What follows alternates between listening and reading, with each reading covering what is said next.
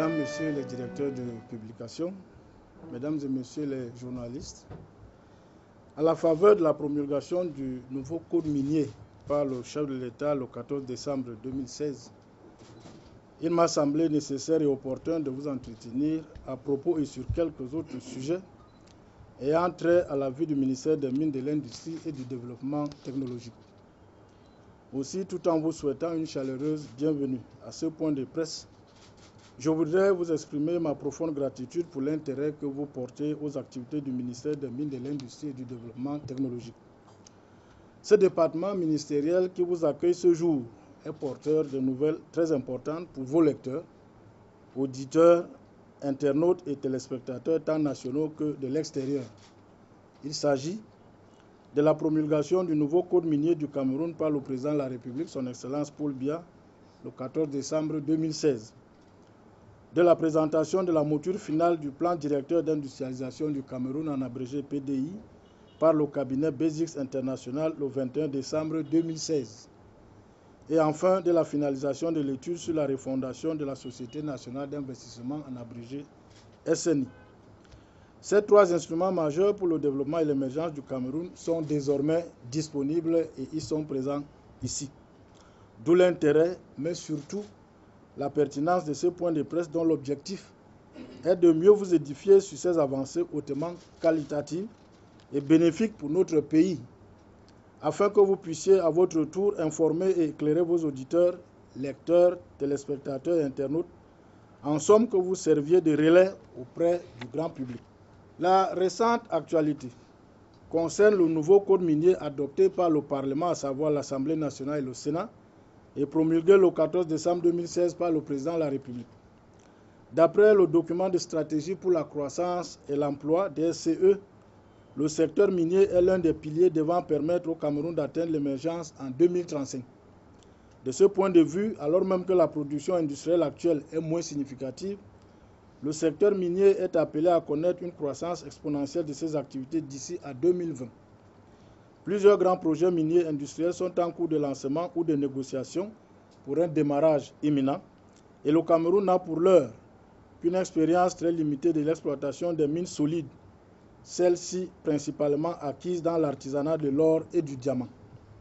Avec l'arrivée de l'exploitation du fer, du cobalt, de la bauxite, pour ne citer que ceux qui doivent se développer à court terme, c'est l'ensemble de la logique de gestion sectorielle par l'administration qui doit être repensée, car celle-ci n'a jamais été dotée des moyens appropriés pour faire face à de tels enjeux. En effet, le cap fixé pour l'émergence suppose une forte croissance du PIB d'ici à 2020 pour impulser un rythme de croissance compatible avec les besoins de la nation et sa forte croissance démographique. Le secteur minier est donc, comme nous l'avons souligné plus haut, l'un des piliers identifiés dans le DSE pour asseoir cette croissance d'ici à 2020. La stratégie du ministère des Mines, de l'Industrie et du Développement technologique, adoptée en 2010, confirme cette volonté et fait de ce département ministériel l'administration par excellence de la logique gouvernementale pour développer la production nationale, depuis l'extraction, en passant par la transformation industrielle, jusqu'à l'exportation des produits bruts, semi-transformés et transformés. Le passage du code minier de 1964 à celui de 2001, modifié et complété en 2010, a pourtant engendré une intense activité minière, caractérisée aujourd'hui d'une part par la délivrance de plus d'une centaine de permis de recherche et par la signature de quelques conventions minières d'autre part. Malheureusement, plusieurs dysfonctionnements entravent le décollage du secteur minier, lesquels dysfonctionnements persistent, notamment dans l'activité minière artisanale, la mine industrielle et les autres activités du secteur. En ce qui concerne l'exercice de l'activité minière artisanale, on peut relever que l'artisanat minier procède de manière classique de la lutte contre la pauvreté, de l'appui technique à la petite mine dont elle entraîne l'essor et du développement des communautés locales, consubstantiel à l'amélioration du bien-être. Au Cameroun, les constats traditionnellement faits dans son déploiement, à savoir l'absence d'exploration préalable, l'adaptation des modes d'exploitation aux moyens disponibles et le traitement peu performant des ressources, sont exacerbés par le dévoiement de l'activité à travers une mécanisation non maîtrisée et l'intervention d'acteurs illégaux. Les conséquences sont graves pour le Cameroun dont les ressources minières sont systématiquement mal exploitées ou spoliées. De même, l'absence généralisée de remise des sites en état cause de graves dommages à l'environnement. S'agissant de l'activité minière industrielle, que l'on soit en phase d'exploration, recherche ou en phase d'exploitation, la mine industrielle est tributaire de la mobilisation de moyens financiers conséquents qui sont importants. Cette dépendance de la mine vis-à-vis de la finance pour son développement accentue les spéculations boursières négatives de toutes sortes dans le domaine minier. En effet, l'on constate que la plupart des détenteurs de titres miniers, au lieu de respecter les prescriptions des cahiers de charges souscrits lors de l'attribution de ces titres, réalisent plutôt des plus-values à l'occasion des cessions de leurs actions en bourse, abandonnant ainsi les projets qui pourtant charrient souvent bien d'espoir pour les populations. Par ailleurs, les dysfonctionnements relevés dans la fiscalité applicable au secteur minier ne sont pas à négliger. En effet, la loi des finances 2015 a apporté des modifications substantielles sur les taux de fiscalité applicables du secteur minier. Par exemple, la taxe ad valorem, c'est-à-dire la taxe sur la valeur des substances minières, notamment celle sur l'or à 15% et sur le diamant fixé à 20%, en dépit de quelques aménagements contenus dans la loi de finances 2016, est désormais incompatible avec les exigences internationales du processus de Kimberley, qui tendent plutôt à l'harmonisation en Afrique des taxes ad valorem des pierres précieuses et qui se situent autour de 8%. Aussi, les investisseurs miniers estiment qu'il est imprudent d'investir dans un pays où le régime fiscal applicable à la mine n'est pas stable et est susceptible de varier chaque année par la loi des finances, c'est-à-dire que le régime fiscal minier varie au gré des lois de finances d'année en année. D'autres problèmes contribuent à l'entrave de l'envol du secteur minier. Il s'agit entre autres de ceux liés à la réhabilitation des sites des exploitations artisanales, au chevauchement des titres miniers avec les titres délivrés par les autres administrations et spécifiquement la problématique des aires protégées, à la capacitation ou mieux à la formation des acteurs du secteur, à l'absence d'encadrement juridique et au suivi insuffisant de l'activité d'exploitation des eaux de source, minérales et thermominérales et des gîtes géothermiques, à l'organisation approximative de l'activité d'exploitation des carrières et enfin aux questions liées au financement du développement du secteur minier. Face à toutes ces problématiques non exhaustives, le gouvernement a trouvé nécessaire de revisiter le cadre juridique d'une part et le cadre institutionnel d'autre part dans une refonte générale et de présenter les limites et les ferments de cette réforme qui devrait permettre d'atteindre les résultats escomptés. Ce code minier est donc le fruit de ce recadrage. Toutes les parties prenantes ont été impliquées dans ce processus, à savoir les services du Premier ministre qui en assuraient la coordination, les différents départements ministériels concernés, la société civile, les partenaires au développement dont la Banque mondiale par l'entremise du PRECASEM et les représentants des sociétés minières.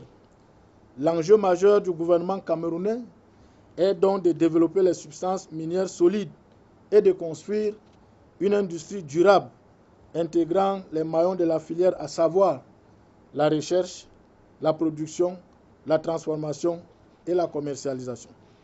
Les axes d'amélioration du code minier camerounais actuel concernent principalement les questions de gouvernance, la rationalisation de l'attribution des permis, l'attribution des sites, la fiscalité spécifique au secteur minier, les facilités douanières, l'augmentation de la rente minière dans la perspective d'une contribution plus significative au produit intérieur brut et au développement des infrastructures, compte tenu du caractère non renouvelable de la ressource minière.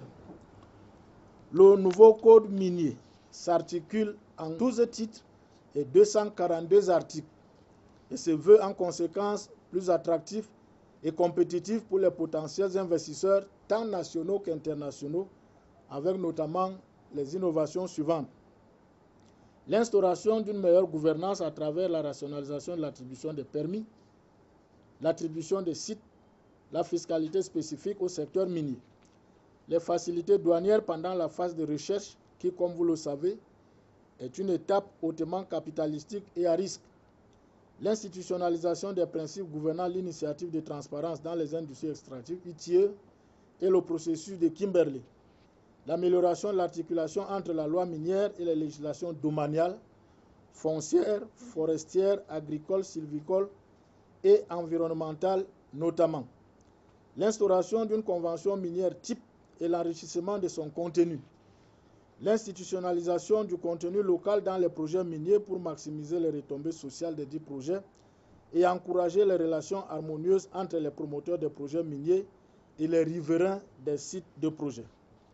En outre, d'autres innovations et pas des moindres ont été apportées à ce nouveau code, à savoir l'institutionnalisation de l'exploitation artisanale semi-mécanisée dans les mines et les carrières, l'introduction des dispositions spécifiques aux substances radioactives, le renforcement du suivi et du contrôle de la production artisanale par l'institution d'une structure régulatrice des activités relatives, la création des carrières d'intérêt public dédiées à la réalisation des ouvrages publics, la maximisation des recettes de l'État provenant de l'exploitation minière, notamment par la révision à la hausse de la redevance superficielle, l'amélioration de l'encadrement des transactions sur les titres miniers pour empêcher les spéculations boursières sans retombées pour l'État, la création d'un compte séquestre domicilié à la Banque centrale destiné à garantir la restauration, la réhabilitation et la fermeture des sites par l'opérateur minier d'une part,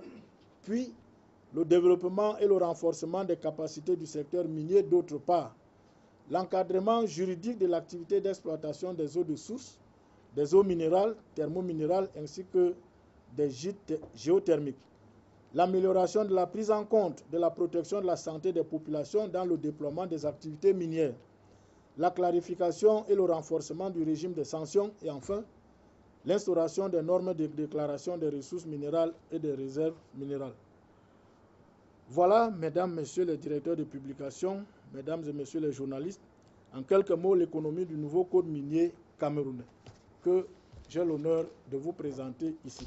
Et il est en version originale, à nous transmis par la présidence de la République. Maintenant, s'agissant du plan directeur d'industrialisation en abrégé PDI, deux ambitions majeures ont été identifiées dans le rapport final. 2035, le Cameroun devient le commutateur, le nourricier et l'équipementier de la CEAC et du Nigeria. 2050, le Cameroun devient l'usine de la nouvelle Afrique industrielle. C'est une vision. S'agissant du contexte général de ce plan, l'édification d'un État industriel requiert pour son effectivité que l'industrialisation soit posée comme une question vitale pour le pays et affirmée en voie de conséquence comme un déterminant majeur de la politique générale de la nation. Une telle attitude industrielle volontariste, qui pose comme prérequis la primauté de la politique industrielle, nécessite une conceptualisation des modèles et une mise en œuvre opérationnelle d'instruments complexes d'intelligence économique et de veille stratégique face aux enjeux actuels et futurs sur le triple plan national, régional et international.